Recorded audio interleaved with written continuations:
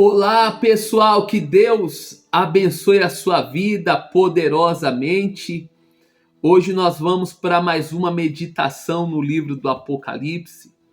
E hoje nós vamos falar a respeito da visão dos mártires na glória, que está exatamente em Apocalipse, capítulo de número 7, no versículo de número 9 ao 17, que diz assim: Depois destas coisas, vi, e eis grande multidão que ninguém podia anumerar, de todas as nações, tribos, povos e línguas, em pé diante do trono e diante do Cordeiro, vestidos de vestiduras brancas, com palmas nas mãos.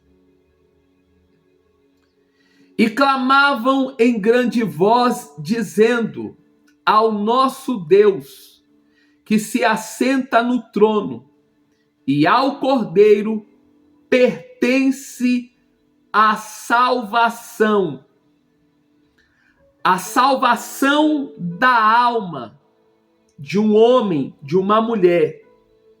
Não pertence a homens dessa terra, não pertence a outro Deus, a não ser o Senhor Jesus, que morreu na cruz pelos meus pecados e pelos seus pecados, pelos pecados de todo mundo. Ao Cordeiro. Que Cordeiro é esse? É o Cordeiro de Deus que tira o pecado do mundo. O único que pode perdoar pecados e salvar a alma da pessoa, livrando do inferno, do fogo do inferno, é o Senhor Jesus. Tá entendendo? Todos os anjos estavam de pé, rodeando o trono. Os anciãos e os 4 seres viventes, e ante o trono, se prostraram sobre o seu rosto e adoraram a Deus, dizendo: Amém. O louvor e a glória e a sabedoria e as ações de graças e a honra e o poder e a força sejam ao nosso Deus pelos séculos dos séculos. Amém. Um dos anciãos tomou a palavra, dizendo: Estes que se vestem de vestiduras brancas, quem são? De onde vieram? Respondi-lhe: Meu Senhor, tu sabes. Ele então me disse: São estes os que vêm da grande tribulação. Lavaram as suas vestiduras e as alvejaram no sangue do Cordeiro. Razão porque se acham diante do trono de Deus e o servem de dia e de noite no seu santuário. E aquele que se assenta no trono estenderá sobre eles o seu tabernáculo. Jamais terão fome, nunca mais terão sede. Não cairá sobre eles o sol, nem ardor algum, pois o Cordeiro que se encontra no meio do trono os apacentará e os guiará para as fontes da água da vida. E Deus lhe enxugará dos olhos toda a lágrima. Glória a Deus por esta palavra. Essa palavra é muito forte. Os fatos do 6º selo continuam a desenvolver. Só que desta vez a visão do apóstolo João passa exclusivamente para o céu, onde ele vê grande multidão que ninguém podia contar, de todas as nações, tribos, povos e línguas. Diante disso, podemos resumir a abertura do sexto selo em 3 visões. A primeira visão que o apóstolo João ele tem são das catástrofes cósmicas, as quais enche os homens de medo e de terror, de perplexidade.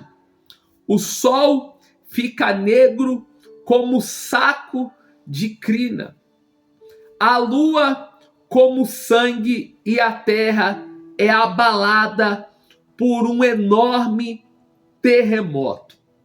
A segunda visão que o apóstolo João ele tem na abertura do sexto selo, em meio a esse juízo, é incluída uma pausa por causa dos 144 mil de Israel, que ainda devem ser selados. A terceira visão é uma grande multidão vestidas de branco e com palmas nas mãos. Olha só que interessante. Esses mártires que vieram da grande tribulação não tem nada a ver com a igreja arrebatada. Esta, como já vimos, está representada pelos 24 anciãos, coroados, assentados no trono, naturalmente reinando com o Senhor Jesus. Esses mártires que estão, olha só, esses mártires não estão assentados, mas de pé, levam palmas nas mãos e não têm coroas, nem tronos. A igreja aparece no seu lugar celestial, antes da abertura do primeiro selo. Mas os mártires só aparecem diante do trono no momento em que o juízo da terra é realizado no sexto selo. Então, antes da abertura do primeiro selo, aonde que a igreja arrebatada está? Já está nos céus, na glória, reinando junto com o Senhor Jesus. O que Deus ele tem preparado para a igreja? Coroa e trono. Você nota que esses que vieram da grande tribulação, eles aparecem apenas com palmas nas mãos. Eles não têm tronos, eles não recebem coroa. A igreja do Senhor Jesus foi arrebatada antes desse período, entende? Olha o que está escrito em Apocalipse, capítulo de número 3, versículo de número 10. Como guardaste a palavra da minha paciência, também eu te guardarei da hora da tentação que há de vir sobre todo o mundo, para tentar os que habitam na terra. Ou seja, a igreja do Senhor Jesus, arrebatada, é privilegiada com tronos, coroa e com reino. Todos aqueles que vão ser arrebatados, esses vão reinar junto com o Senhor Jesus. E olha o detalhe: esses que vieram do período da grande tribulação, eles tiveram que pagar com a própria vida para alcançar a salvação. Eles tiveram que pagar com a própria vida para alcançar o reino de Deus. Por isso que lá em Apocalipse, capítulo 3, versículo 10, fala: como guardaste a palavra da minha paciência, também eu te guardarei da hora da tentação, que há de vir sobre todo mundo, para tentar os que habitam na terra. Ou seja, quem guarda a palavra é guardado pelo próprio Deus. E quando a Bíblia fala em guardar a palavra, não é você guardar a Bíblia na gaveta, não é deixar guardado em cima de um móvel, não. É você obedecer, é praticar. Guardar a palavra de Deus é obedecer. Quem obedece à palavra de Deus é guardado por ele. Olha só o que está escrito lá em Lucas, no capítulo de número 21, versículo de número 36. Vigiai, pois, em todo tempo, orando, para que sejais ávidos por dignos de evitar todas estas coisas que hão de acontecer e de estar em pé diante do Filho do Homem. O que o Senhor Jesus manda a gente fazer? Vigiar, orando, não apenas no período de um culto, mas em todo tempo, em casa, no trabalho, na escola, na faculdade, é todo tempo. Você não pode ter o seu momento com Deus só no período de um culto que dura 1h30, 2 horas aproximadamente. Não.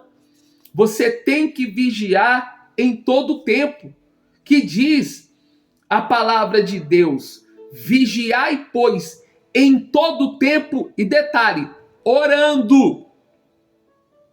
Você precisa ter uma vida de oração. E eu quero te dizer uma coisa aqui. O que vai fazer a diferença daqueles que vão ficar aqui e daqueles que vão subir no arrebatamento é na vida de oração que a igreja vai ter. E quando eu falo igreja, eu estou falando de você, estou falando de mim. O que vai fazer a diferença entre os que vão ficar e os que vão subir é a vida de oração que a igreja está tendo. Se você tem uma vida de oração, tem tido uma vida de vigilância, você pode ter certeza que quando o arrebatamento da igreja acontecer, você pode ter certeza que você vai subir.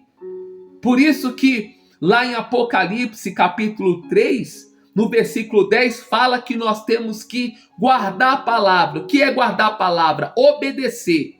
Quem guarda a palavra é guardado por Deus. Em Lucas fala que nós temos que vigiar e orar. Então, 3 coisas você tem que fazer para quando o arrebatamento da igreja acontecer, você subir e você não ficar aqui. Primeira coisa, guarda a palavra e obedece. Segunda coisa, tenha uma vida de vigilância. E a terceira coisa é você ter uma vida de oração. Porque esses que vieram da grande tribulação, eles tiveram que enfrentar o anticristo trazendo a falsa paz, o cavalo vermelho trazendo guerra, o cavalo preto trazendo fome, O cavalo amarelo trazendo doenças, enfermidades. Olha quanta coisa que esses que vieram da grande tribulação tiveram que enfrentar. Guerras, fomes, enfermidades. Alguns foram até enganados pelo anticristo. Foram ludibriados. Esses que vieram da grande tribulação, eles se converteram de fato e de verdade nesse período. Ou seja,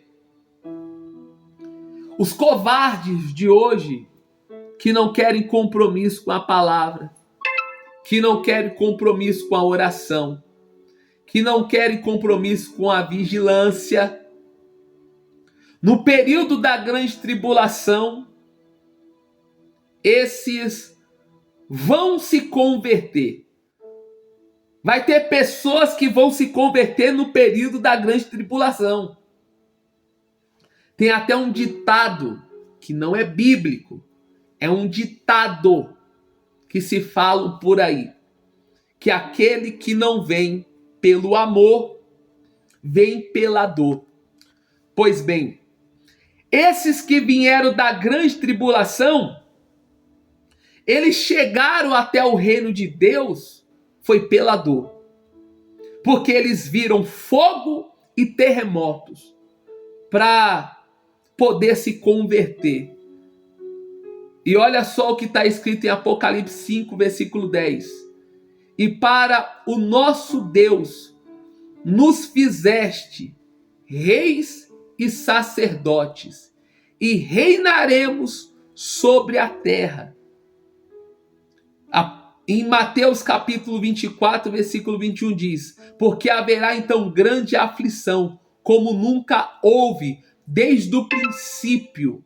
Olha só, desde o princípio, nunca houve no mundo até agora, nem tampouco há de haver. O que eu quero dizer com isso para todos vocês é que nós temos que subir na primeira. Nós não podemos ficar aqui nesse período da grande tribulação. Porque se hoje a gente tem a oportunidade de alcançar a salvação pela graça no Senhor Jesus, se Ele já pagou o preço por mim e por você lá na cruz, no Calvário, por que ter que enfrentar essa dor que vai acontecer no período da grande tribulação? Eu prefiro sentir a dor do sacrifício, de renunciar às minhas vontades para agradar ao Senhor Jesus, para quando acontecer o toque da trombeta, o arrebatamento, eu subir na primeira, em nome do Senhor Jesus. Que Deus te abençoe, um forte abraço, fiquem todos na paz do Senhor Jesus.